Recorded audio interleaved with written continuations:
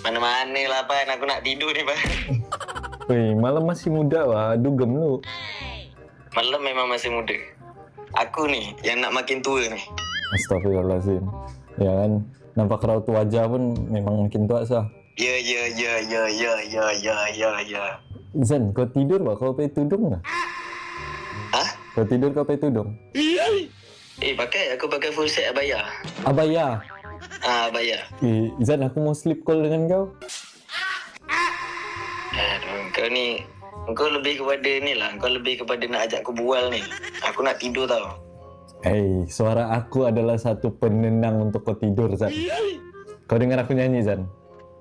Sambil kau tidur. Okey, apa-apa Roger dia, QR kat dah ke apa ke, cek bagai. Assalamualaikum.